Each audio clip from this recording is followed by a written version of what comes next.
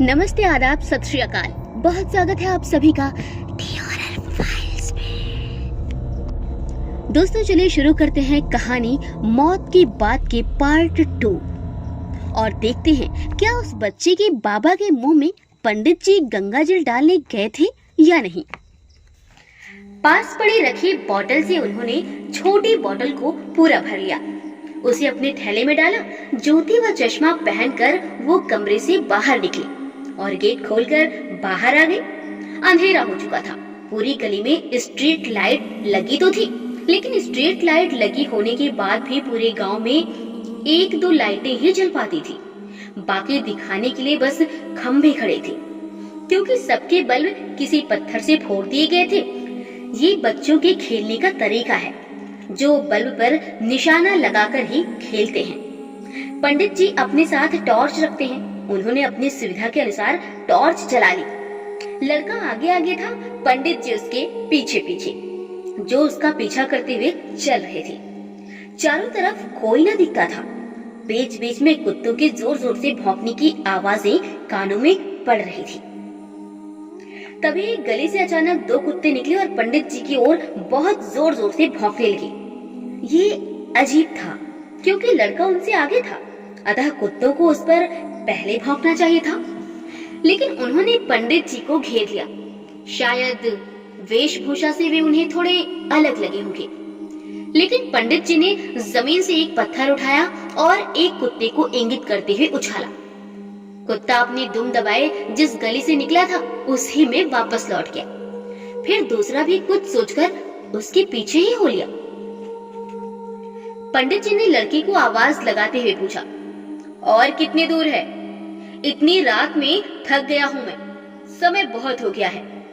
लड़के ने कुछ कहा नहीं, बस हाथ के इशारे से घर दिखाया। घर में काफी रोशनी दिखती थी।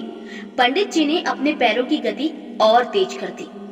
वो जल्दी जल्दी से अपना काम खत्म कर वापस लौटकर आराम करना चाहते थे। और सुबह हवन पर भी तो जाना था ना। अगर यहाँ से 500 और वहाँ से 1100 मिल जाते तो कुल मिलाकर 1600 रुपए हो जाते। हाँ, उन्होंने अपने चश्मे को थोड़ा और ऊपर किया और घर की तरफ चल दिए। घर 15 या 20 कदम की दूरी पर होगा। उन्होंने पीछे मुड़कर देखा, लड़का कहीं नजर नहीं आ रहा था। उन्हें लगा जैसे उन्हें ध्यान न रहा हो और वो भागकर घर में घुस गया हो। पता तो बता ही चुका है। वो घर के पास पहुंचे तो उन्हें बड़ा आश्चर्य हुआ। घर जाना पहचाना था।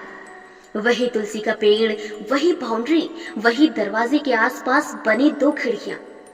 तुलसी के बराबर में लगा अमरूद का बड़ा पेड़, जिसके अमरूद बड़े ही मीठे होते हैं। अंदर से किसी की रोने की आवाज आ रही है।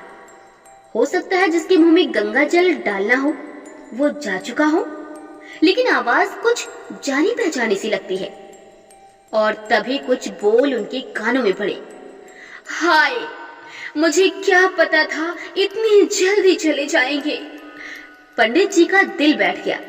जिस आवाज को वो जीवन भर से सुनते आ रहे हैं, क्या उसे वो पहचान नहीं पाएंगे? ये उनकी पत्नी निर्मला की आवाज है।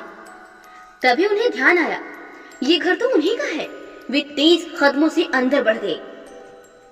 नीचे चटाई बिछी थी, अगरबत्ती जल रही थी। एक व्यक्ति चटाई पर लेटा था, जिसकी गर्दन तक चादर उड़ाई गई थी।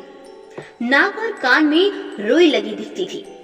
निर्मला रो रो कर अपना दुख बहा रही थी। आस पड़ोस के 2-4 लोग और दिख रहे थे। अभी भी लोग बाहर से आ रहे थे। जो आता चटाई पर लेटे व्यक्ति के पैर छू रहा था। पंडित जी व्यक्ति के ऊपर थोड़ा सा झुके और उन्होंने गौर से देखा, उनकी चटाई पर कोई और कैसे लेट सकता है, वो भी मृत। निर्मला कभी नहीं समझेगी। इसको अशुद्ध कर दिया। राम राम राम।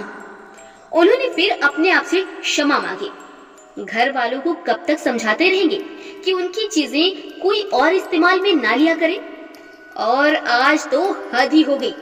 किसी मृत व्यक्ति के नीचे उन्होंने उनकी चटाई बिछा दी। पंडित जी ने मृत व्यक्ति के चेहरे को गौर से देखा और अचंभित हो उसे देखते ही रहे। मृत व्यक्ति उनके जैसा दिखता है। वो उकड़ू बैठ गए और चेहरे को और गौर से देखा। हाँ, ये तो वही है। तभी निर्मला की आवाज ने उनके कान के पर्दे फाड़ दिए। मैं तो गंगा जल तक नहीं डाल पाई, आप उससे पहले ही चले गए। तभी एक पड़ोसन ने निर्मला के कंधे पर हाथ रखते हुए कहा, आप क्यों चिंता करती हैं? पंडित जी जैसे व्यक्ति को तो आज ही जाना था। आज के दिन तो स्वर्ग के दरवाजे खुले होते हैं। इतने ज्ञानी आदमी की पत्नी होकर आप ऐसी बातें करती हैं? जो आया है उसे तो जाना ही है। पंडित जी हताश होकर उठे। वो बताना चाहते थे कि वो अभी यही हैं, आत्मा यही है, शरीर ही तो गया है, लेकिन कोई उन्हें सुन नहीं सकता। उन्होंने नजर उठाकर ऊपर से किसी विमान के आने के इंतजार में आसमान की तरफ देखा तो उन्हें सिर्फ छत दिखाई दी। तभी उन्होंने देखा जो लड़का उनके साथ आया था वो किसी बड़े व्यक्ति की उंगली थामे खड़ा था। पंडित जी के कानों में उस बच्ची के शब्द पड़ रहे थे।